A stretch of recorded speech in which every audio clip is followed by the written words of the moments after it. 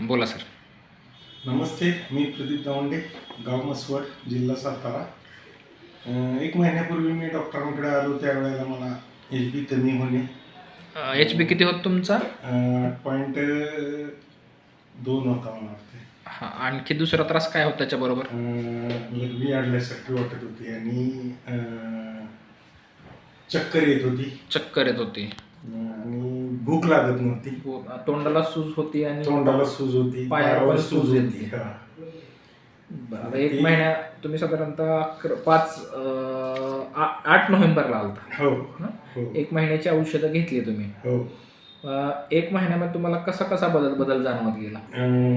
भूक नॉर्मल झाली, हा, परत सूज पूर्ण कमी झाली, ह्या महिन्यात सूज आली नाही. अजिबात नाही. आणि HB पण आता रिपोर्टवरनं बघितले वाढलेला आहे चांगला. HB तुमचा 12.8 वर आला 8 आता आणि मागचा 10 पॉईंटचा अपटेक होता.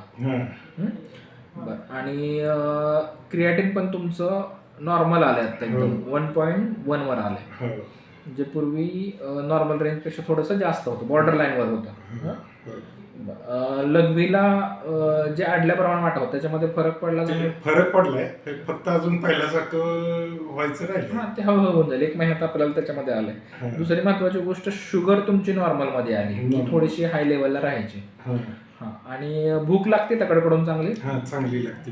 बरं, आता तुम्ही डॉक्टर प्रशांत खाडे सरांकडे कधीपासून, म्हणजे त्यांचे जुने पेशंट आहात तुम्ही, तर कधीपासून येतात तुम्ही?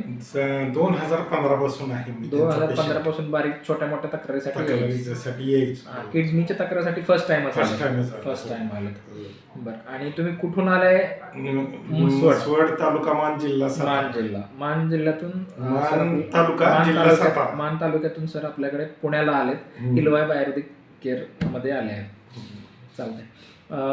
आणखी तुम्हाला आयुर्वेदाबद्दल लोकांना काय सांगायचं सांगू शकतो? ॲलोपॅथी औषधं घेण्यापेक्षा ही कधीही चांगलं, साईड इफेक्ट नाही, इफेक्ट चांगला आहे. आणि डॉक्टर खाड्यांसारख्या माणसांचं, ज्ञानी माणसाचं आपल्याला मार्गदर्शन मिळतंय, त्यांच्या ह्याच्याखाली व्यवस्थित होतंय. मी 3 ॲलोपॅथिक डॉक्टरचं ट्रीटमेंट घेऊन शेवट डॉक्टर खाड्यांकडे आलो होतो 2015 साली. आणि त्यावेळेला त्यांनी ह्या तिघांना जे जमलं नाही ह्यांनी क्लिअर केलं मला त्यावेळेला. आणि त्यानंतर त्यांच्यावर माझा जो विश्वास बसला, तो आता पहिल्यांदा मी डॉक्टर खाड्यांकडे झालो, दुसऱ्या कोणाकडे गेलो नाही. चालतंय. Thank you sir. Thank you so much.